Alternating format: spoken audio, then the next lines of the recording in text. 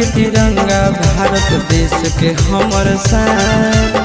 तीन रंग के तिरंगा भारत देश के हमर शान। हिंदुस्तान के खातिर जान अपन हम कर देबै कुर्बान। हिंदुस्तान के खातिर जान अपन हम कर देबै कुर्बान। भारत माई के चरण में नौछावर है पारान।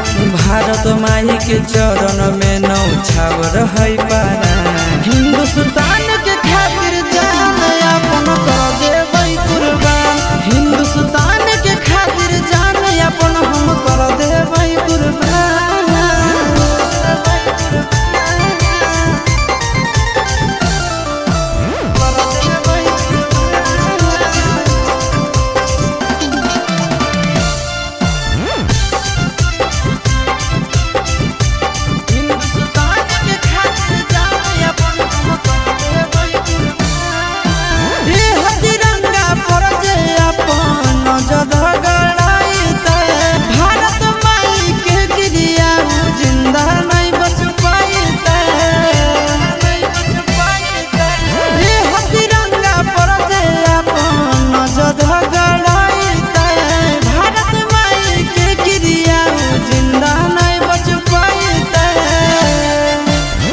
तिरंगा में कतना वीर पुरुष दिलक बलिदान। इहे तिरंगा में कितना वीर पुरुष दिलक बलिदान। हिंदुस्तान के खातिर जान अपन हम कर देबै कुर्बान। हिंदुस्तान के खातिर जान अपन हम कर देबै कुर्बान।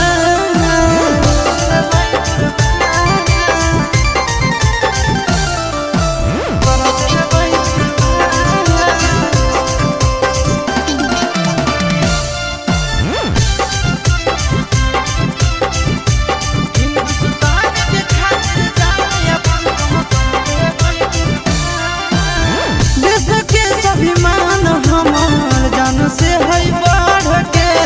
झंडा फहराइबै दुश्मन के छाती पर गाड़ के। देश के स्वाभिमान हमार जान से है बढ़ के। झंडा फहराइबै दुश्मन के छाती पर गाड़ के। इहे तिरंगा से आशीष चिंटू राजा के पहचान। इहे तिरंगा से चिंटू नंदन यादव के पहचान।